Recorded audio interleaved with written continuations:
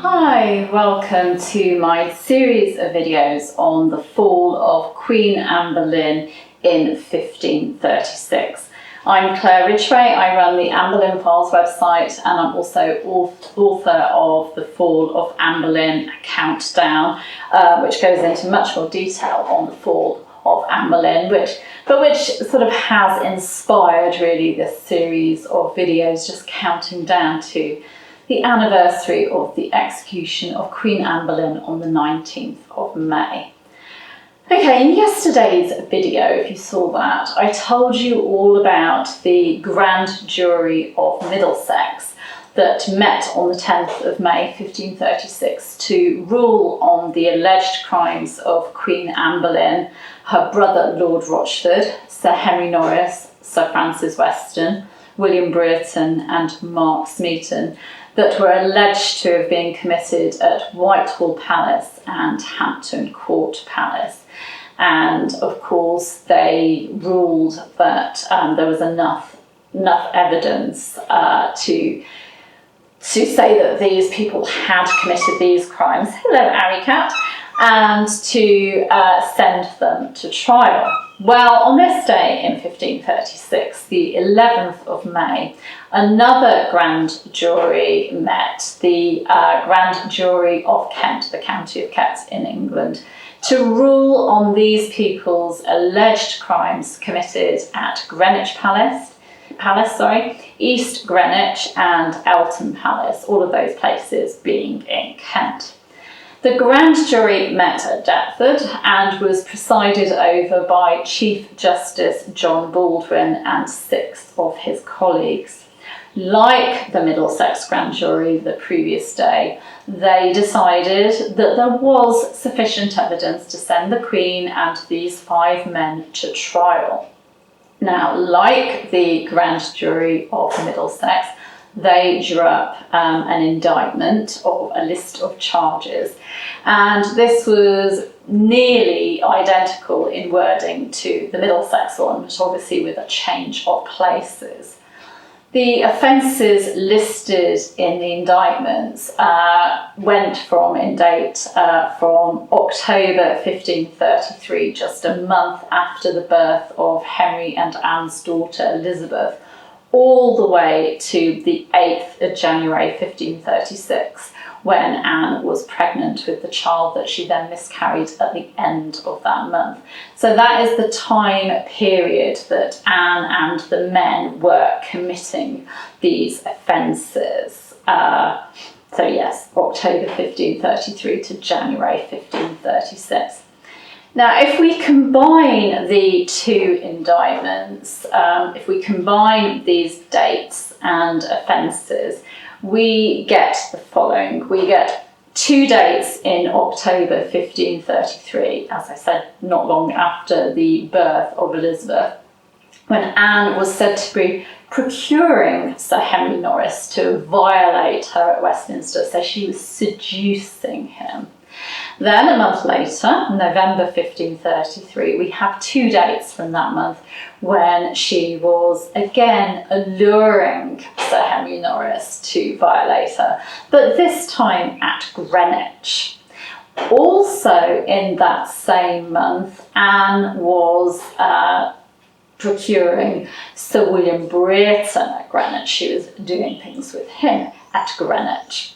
Then we have December 1533. We have 2 dates in that month that Anne was procuring Sir William Brereton to violate her at Hampton Court Palace.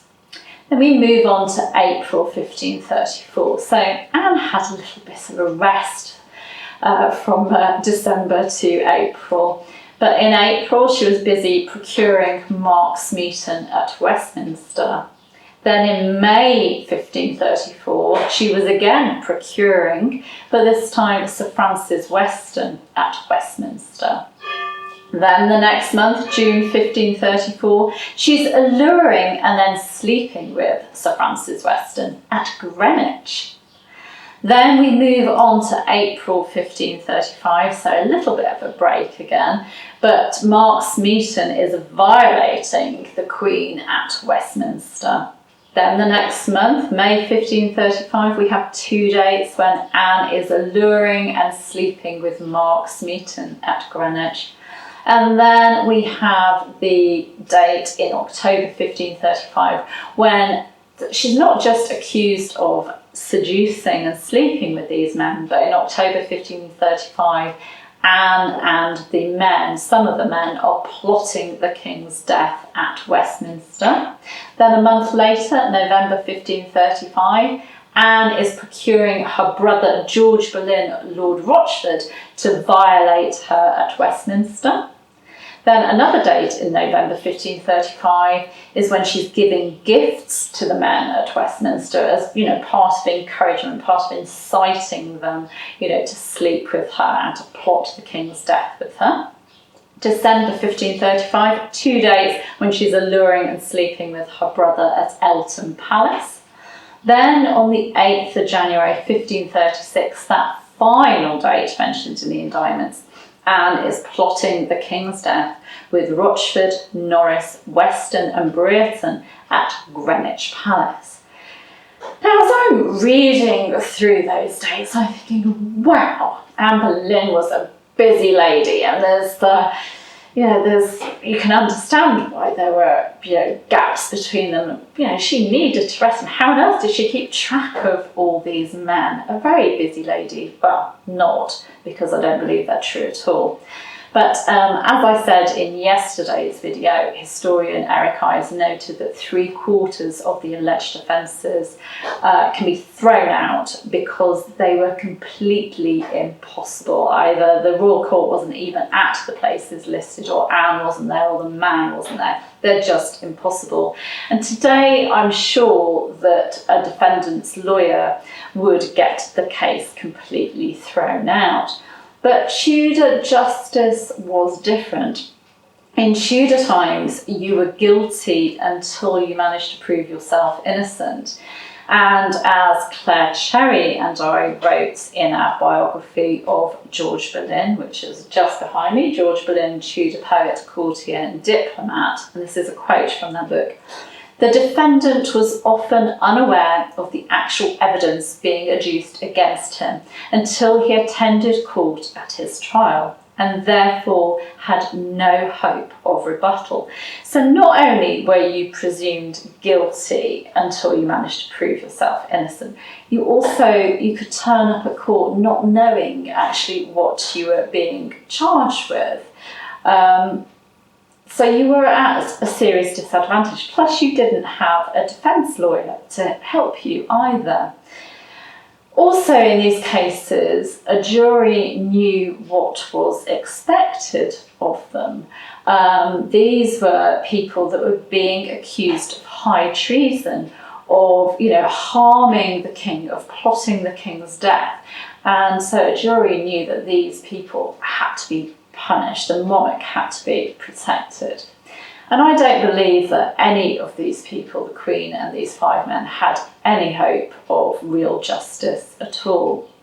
Now, the names of those sworn into the grand jury and the full details of the indictment can be read on the Anne Boleyn Files website, so I'll give you a link to read that just so that you can read it for yourselves.